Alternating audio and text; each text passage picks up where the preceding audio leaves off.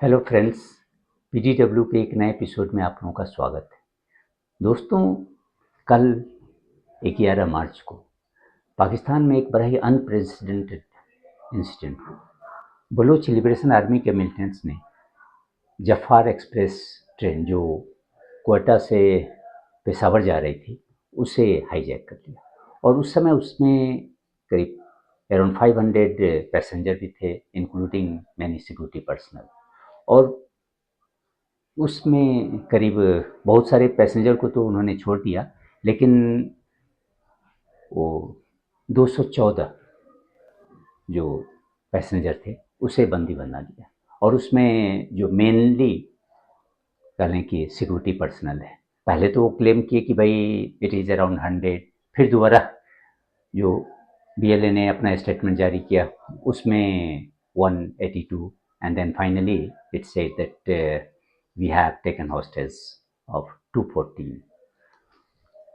Beginning में अगर आप देखें कि स्टेट का जो रिएक्शन था वो almost they were not able even ready to accept it, but उसके बाद कह लें कि वहाँ के जो पाकिस्तान आर्मी ने अपना ऑपरेशन जारी किया और अब वो क्लेम कर रहे हैं कि करीब 155 जो पैसेंजर्स हैं उनको बचा लिया, उसके मिलिटेंट के से छुड़ा लिया गया। और इसमें जो मेजर कह लें कि वो वुमेन है, चिल्ड्रेन है या सिविलियंस है। और ये जो 155 का जो दावा कर रहे हैं उसमें वो भी है, क्योंकि बलूच जो लिबरेशन आर्मी है उन्होंने भी बहुत सारे सिविलियन को छोड़ दिया। वो केवल जो हॉस्टेज बनाए हैं वो सिक्योरिटी पर्सनल को। तो इसमें अभी तक तो हम ये नहीं कह सकते हैं कि हाँ पाकिस्तान आर्मी को बहुत बड़ा ये कह लें कि इसमें ब्रेक थ्रू मिला है। लेकिन अगर आप इस इंसिडेंट को देखें कि एक पूरी ट्रेन हाईजैक हो जाती है, तो ये बड़ा ही एक सीरियस स्थिति को ये कर रहा है, मतलब इंडिकेट कर रहा है। क्योंकि इससे ये पता चलता है कि बलूच जो मिलिटेंट्स है उनकी जो रीच कितनी बढ़ गई है और वो अपने कैपेबिलिटीज़ को यानी ऑफेंसिव कैपेबिलिटीज़ को कितना वो कहने की एक्सपैंड और इन्हांस कर लिया है। अदरवाइज अभी तक अगर आप देखें तो उनका जो इंसिडेंट अभी मतलब 2-3 साल में ही इस तरह के जो ट्रांसफॉर्मेटिव चेंज उनकी कैपेबिलिटीज में आई है। नहीं तो इसके पहले होता था कि भाई वो छोटे मोटे अटैक करते थे, कहीं इंडिविजुअल को टारगेट किया या कहीं स्टेट इंफ्रास्ट्रक्चर है या पाइपलाइंस है उस सबको सबोटाज कर पाते थे। लेकिन कोई उस तरह से नहीं दिख रहा था कि भाई इसकी स्थिति माने स्टेट को चैलेंज करने की स्थिति। लेकिन अभी की जो स्थिति जो है और जिस तरह से पिछले 2-3 साल में जो उसके जो आईईडी अटैक्स या suicide attacks against Pakistan security forces हुई है, उससे पता चलता है कि now they have reached the critical point. और इनफैक्ट ये जो मिलिटेंट्स हैं उनको भी लगता है कि now our struggle has entered a new phase, it will finally decide the direction or even it will determine the fate of our struggle itself. अगर आप इनफैक्ट इसके जो सीरियसनेस है इसको अभी लास्ट मंथ नेशनल असेंबली में जो जमायत उलमा इस्लाम के जो प्रेसिडेंट हैं मौलाना फजलुर रहमान, उन्होंने भी इस बात को हाईलाइट किया कि भाई बलूचिस्तान की जो स्थिति है वो अभी बहुत ही नाजुक हो गई है और वहाँ करीब 6-7 डिस्ट्रिक्ट ऐसे हैं जिसमें state doesn't have its right there. और इनफैक्ट वो जो 6-7 है वो तो इस तरह से उसको ऐसे प्रोजेक्ट कर रहे थे कि भाई हो सकता है कि भाई ये like Bangladesh, these districts they can declare independence and United Nations will recognise them. लेकिन वो थोड़ा इसको ज़्यादा ही एग्जेगरेट करते, बट वहाँ की जो अलार्मिंग सिचुएशन है उसको वो अंडरलाइन करना चाह रहे थे बाय दिस हाइपरबोल। और इसी सेंटीमेंट को वहाँ के उसके नेशनल असेंबली के जो leader of opposition Umar Ayub है उन्होंने भी अंडरलाइन किया। उनका भी कहना था कि भाई ये जो 6-7 डिस्ट्रिक्ट है उसमें तो स्टेट फ्लैग कहीं है, दिखता ही नहीं है। और even state doesn't have any, और state can not enforce reads there. तो इससे पता चलता है कि भाई ये जो बलूच इंसर्जेंसी किस लेवल तक पहुंच गई है। और इनफैक्ट कुछ लोगों का ये लगता है कि भाई ये बलूच है ही कितने हैं, ये hardly 5-6% of Pakistan population, so they can not pose any threat. लेकिन वो इस बात को भूल जाते हैं कि भाई भले ही वो हैं, लेकिन 5 या 6% है, लेकिन बहुत सारी अभी जो करंट सिचुएशंस है उसमें उसकी स्थिति काफ़ी मजबूत हो गई, क्योंकि जो north western province Khyber Pakhtunkhwa, तो वहाँ भी जो तहरीक तालिबान, माने पाकिस्तान तहरीक तालिबान, उसने एक नया मोर्चा खोल दिया है। और both TTP and Baloch militants, they are coordinating, और इनफैक्ट दे आर कह लें कि jointly moving against the Pak state. तो एक तो उसके ये है, और दूसरी स्थिति है कि now they are also getting support from Islamic State of Afghanistan, क्योंकि वहाँ तालिबान को लग रहा है कि भाई पाकिस्तान अब हमारे अगेंस्ट में काम कर रहा है, और उसके बहुत सारे ग्रीवांसेस है। एक तो ऑलरेडी पाकिस्तान ने जो अफगान रिफ्यूजीज हैं उसका जो डिपोर्टेशन कर रहे हैं वहाँ, तो उससे भी वो लोग नाराज हैं। और दूसरी बात है कि उनको लग रहा है कि now Pakistan has opened a new front against ourselves. It is collaborating with the resistance forces, जो एनआरएफ है, नेशनल रेसिस्टेंस फोर्स, क्योंकि उसी से उससे मिलने ये तुर्कमेनिस्तान भी, पाकिस्तान और जो आईएसआई चीफ है वो वहाँ विजिट किए हुए थे।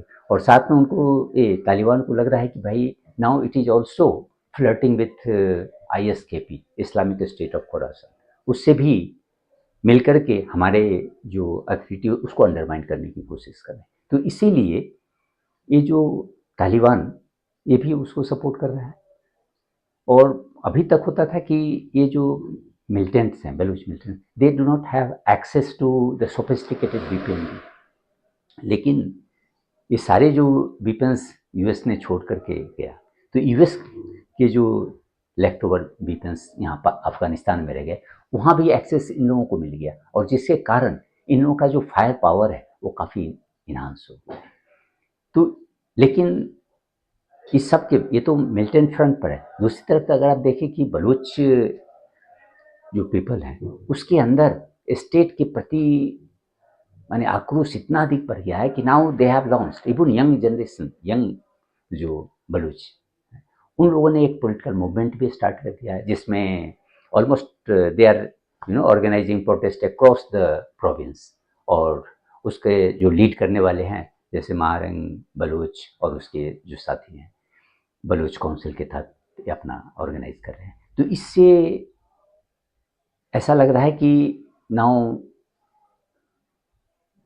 पाकिस्तानी स्टेट, और इनफैक्ट कहें कि Pakistan army, it is lagging behind in pushing it's narrative, और इसलिए वो कैचअप करने की कोशिश कर रहा है। लेकिन इस कैचअप करने में वो सेम पुरानी जो आउटडेटेड स्ट्रेटजी है वही अपना रहा है, और in fact that is going to be counterproductive, इसलिए कि अब पाकिस्तान आर्मी की तरफ से एक हुआ है कि भाई it is to suppress the young generations, they are raiding universities and forcibly taking, abducting कर ले कि बलूच स्टूडेंट्स थे। कुछ को तो बहुत केसेस, कुछ ऐसे भी केसेस मिले हैं जहाँ की student not only first they disappeared from universities, after that their bodies were found on roadsides. तो लेकिन इसके कारण लोगों में जो एलिनेशन है वो और बढ़ रहा है, क्योंकि ऑलरेडी पहले ही ये जो बलूच काउंसिल अपना मूवमेंट चला रहा है, तो उसमें ये लोग ये जो फोर्सेबल डिसअपियरेंसेस है उसका तो इशू उठा ही रहे हैं। और ये जो न्यू स्ट्रेटजी जो अभी पाकिस्तान आर्मी वाले कर रहे हैं कि यूनिवर्सिटी से बच्चों को उठाने का काम, this is fuelling their anger again. It in fact they try to suppress और create a fear among them, लेकिन हो रहा है कि भाई उसके जो एंगर है उसको ये फर्दर फ्यूल दे रहा है। तो जहाँ इसका पॉजिटिव इफेक्ट होना चाहिए वो नेगेटिव ही हो रहा है। दूसरी बात, ये अपने जो नैरेटिव है उसको बिल्ड करने के लिए क्या करते हैं भाई, कभी कभी एक मिलिटेंट को, सो कॉल्ड सरेंडर्ड मिलिटेंट हैं या मिलिटेंट को कभी ऑपरेशन में जो कैप्चर किए, तो उससे वो अपनी चीज़ें पैरोट करवाते हैं, उसको एक उससे कहलवाएंगे या प्रेस कॉन्फ्रेंस में या इवन टीवी चैनल्स पे कि भाई ये जो बलूच मिलिटेंट्स हैं they are working against the interest of Baloch people, और in fact they are being funded by Indian intelligence agency, और इस तरह के जो अपने पुरानी स्ट्रेटजी है। क्योंकि अभी भी अगर आप देखें, चाहे वो पाकिस्तानी मीडिया हो या पाकिस्तानी थिंक टैंक्स, सारे का एक यही व्यू रहता है कि no no, these militants they are getting funds from Indian intelligence, otherwise how could they organize, or even how could they have access to such sophisticated weaponry that they can use against the Pakistan state। तो इस तरह के, लेकिन इसके जो buyer हैं इस narrative के वो कोई नहीं है। हाँ, इसके जो पंजाब या अदर जो कह लें कि प्रोविंसेस हैं, खास करके पंजाब में इसकी थोड़ी सी ट्रैक्शन है, otherwise outside Punjab you want find any person having faith in आर्मीज narrative. और इसके अलावा ये तो प्रोपेगेंडा कर ही रहे हैं, लेकिन इससे कोई बात बन नहीं रही है। इनफैक्ट मामला और भी खराब होता जा रहा है, क्योंकि लोगों में तो एक यह ही क्या कर रहे हैं कि रियलाइजेशन कि भाई we are getting a raw deal from the centre. क्योंकि ये जो बलूचिस्तान है वहाँ का लार्जेस्ट प्रोविंस है, लेकिन मोस्ट इम्पोवरिस्ट स्टेट। अगर किसी भी जो ह्यूमन इंडेक्स पर आप देखें तो उसमें it is lagging far behind the other provinces. तो गवर्नमेंट इन चीज़ों पर काम नहीं करती है, लेकिन वो वहाँ की रिसोर्स एक्सप्लॉयटेशन या अदर थिंग्स पे वहाँ उनका सारा फोकस है। क्योंकि अभी अब लेकिन ऐसा हो पा नहीं रहा है, क्योंकि जब तक अगर आप ये जो लोकल रेसिस्टेंस है या अगर आप जो लोकल रिसोर्सेज हैं इसको अगर एक्सप्लॉइट करना चाहते हैं तो you will have to take into confidence the local people, you have to look after their interest. लेकिन वो ऐसा कर नहीं रहे, वो उनका फोकस केवल वहाँ के रिसोर्सेज पर है। इसीलिए जो सीपेक प्रोजेक्ट है जो चाइना ने लॉन्च किया है, तो उसमें भी आप अगर देखें तो लोकल पीपल का इन्वॉल्वमेंट बहुत कम है, लेकिन बाहर के जो पंजाब है या नन आउटसाइड रीजन्स के हैं वो लोग इन्वॉल्व होते हैं, क्योंकि उनको लग रहा है कि भाई ये लोग हमारे ज़्यादा लॉयल होंगे और ये स्टेट के फेवर में काम करेंगे। लेकिन इसका ये नहीं, ये लोग समझ रहे हैं कि भाई इसके कारण लोगों का जो एलिनेशन है वो तो और भी आगे बढ़ेगा, उसमें कोई कमी नहीं आएगी। इसलिए अभी अगर आप देखें तो ये जो बलूच मिलिटेंट्स है वो दो को टारगेट करते हैं, एक तो भाई सिक्योरिटी फोर्सेस को टारगेट करते हैं और दूसरा कि ये जो पंजाबीज जो वहाँ बिजनेसमैन हैं या लेबरर्स हैं, जो वर्कर्स हैं, उन लोगों को भी टारगेट करते हैं। तो इसके कारण गवर्नमेंट को माने कुछ, I think they will have to think और रीथिंक देयर स्ट्रेटजी, क्योंकि आप फोर्स के थ्रू जो आप अभी तक किए कर रहे हैं कि ये जो brutality, I use of disproportionate power, उससे आप कोई हासिल नहीं कर सकते, कुछ भी नहीं। In fact you will have to be in the hearts of people. उसके लिए है कि भाई आपको एक कहने की एक रिकॉन्सिलिएशन का प्रोसेस चलाना पड़ेगा। अगर वो नहीं अब चलाएंगे तो ये कभी भी संभव नहीं है कि आप फोर्स के थ्रू या अभी तक जो स्ट्रेटजी आप अपना रहे हैं कि भाई वहाँ अपनी ब्रूटलिटी को बढ़ाने का, कि भाई कभी भी लोगों को धमकाओ या लोगों को कहीं भी से भी गायब कर दो, नेक्स्ट डे पता चला कि उसका लाश मिल रहा है या वो कभी मिला ही नहीं, इस तरह की स्थिति आएगी। तो इससे लोगों का जो डिस्ट्रस्ट है वो दैट विल गो फर्दर। तो इसीलिए, और इवन इनफैक्ट आप देखें कि वहाँ जो डेमोक्रेटिक प्रोसेस है वो भी that has lost its legitimacy, लोगों को कुछ विश्वास ही नहीं है। अगर जो भी मेंबर्स ऑफ लेजिस्लेटिव असेंबली है या फिर इलेक्टेड गवर्नमेंट है, they are suppose to be the agents of Pakistan army और पाकिस्तान स्टेट, लोगों को कोई उसमें विश्वास नहीं। और जिसके कारण आप कभी भी ये नहीं कर सकते हैं कि भाई ये जो बलूच पीपल हैं या इन लोगों को अपने तरफ मिलाने के लिए या उनसे रिकॉन्सिलिएशन करने के लिए you can use this political representatives. You will have to open the communication link with these militants and address their, you know, कहने की grievances. अदरवाइज आप कभी भी इसमें सक्सेसफुल नहीं हो सकते। तो इसीलिए लगता है कि भाई पाकिस्तान को अपना जो ट्रैक है अभी तक का वो बदलना पड़ेगा, नहीं तो इससे काम नहीं चलने को। They will have to open the dialogue, they will have to address their grievances, especially on these political prisoners या कह लें कि जो इन्फोर्स डिसअपीयरेंसेस हैं, इन चीज़ों पर काम करना पड़ेगा। उसके अलावे वहाँ के जो रीजनल डेवलपमेंट के लिए ऐसा नहीं होगा कि भाई पंजाब एक डेवलप्ड स्टेट हो जाए और दूसरा उससे काफ़ी पीछे रह जाए। ये तो इससे क्या होगा, इससे लोगों का जो विश्वास है वो गवर्नमेंट में या डेमोक्रेटिक सिस्टम में that will go down further. तो गवर्नमेंट को इस फ्रंट पे काम करना चाहिए कि भाई वहाँ के जो लोकल हैं उनके साथ इंटरेक्शन करें, उनको हम उनका दिल जीतने की कोशिश करें ताकि उनका विश्वास फिर से हमारे में आ जाए। Otherwise they will go on fighting against. आप अगर देखें कि ये जो ट्रेन हाईजैकिंग के इंसिडेंट ये रेयर इंसिडेंट है। हाँ, ट्रेन माने ट्रेन ट्रैक को या रेलवे स्टेशन को इस सबको टारगेट करना तो अभी भी वो काफ़ी टाइम से करते रहे हैं। इवन अगर आप लास्ट ईयर का देखें तो उस समय नवंबर में जो क्वेटा रेलवे स्टेशन है वहाँ भी एक सुसाइड बम साइड या सुसाइड जिसमें करीब 30 से ज़्यादा लोग मारे गए थे और खास करके जो सिक्योरिटी पर्सन है, क्योंकि ये जो जफार एक्सप्रेस ट्रेन है ये it is mainly used by security personal from Punjab and Khyber Pakhtunkhwa. तो इसीलिए और इसी के कारण चूंकि ये सिक्योरिटी पर्सनल को टारगेट कर रहे हैं बलूच मिलिटेंट्स, इसलिए ये जो ट्रेन है उसका स्पेशल टारगेट है। और लेकिन ये हाईजैकिंग फिर भी ये बता रहा है कि भाई बलूच मिलिटेंट्स की जो कैपेबिलिटीज है और उनका जो कॉन्फिडेंस है वो किस लेवल तक बढ़ गया है। क्योंकि अगर ग्लोबल पर्सपेक्टिव में देखें तो hardly 4-5 incidents have taken place. 1923 में चाइना में कुछ डकैतों ने एक लग्जरी ट्रेन को किडनैप किया था, मैंने हाईजैक किया था और उसे करीब 37 डेज तक रखा अपने पास। उसके बाद अगर देखें तो नीदरलैंड में घटना घटी है 1975 और 77 में। फिर इंडिया में एक इंसिडेंट हुआ था, लेकिन वो 2009 में जो एक ट्रेन जा रही थी झारखंड से मुगल सराय की तरफ, तो उसको हाईजैक किया गया।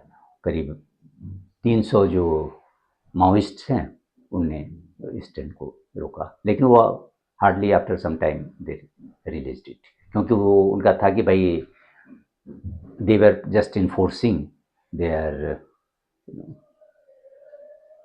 ये शट डाउन।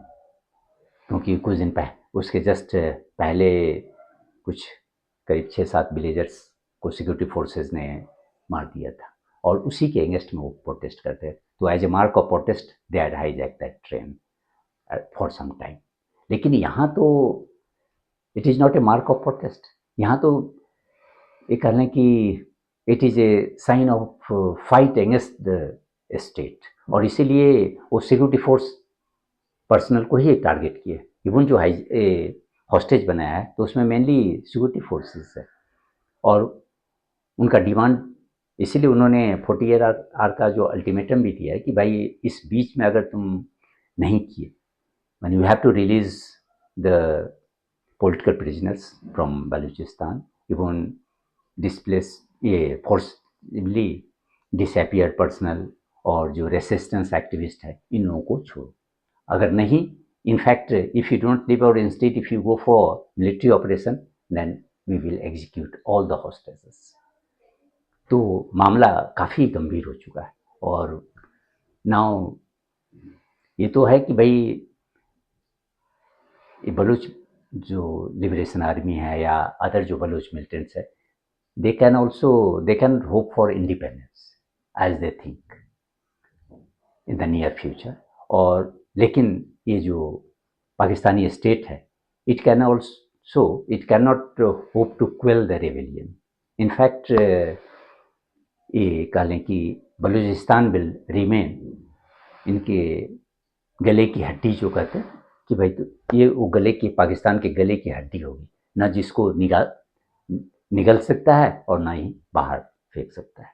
तो वही स्थिति बनी रहेगी। इसलिए Pakistan will have to think, rethink a strategy and start negotiations with the Baloch militants to address their grievances, because negotiation, dialogue, that is the only way. Or especially in democratic society, we will have to listen to the grievances of the people.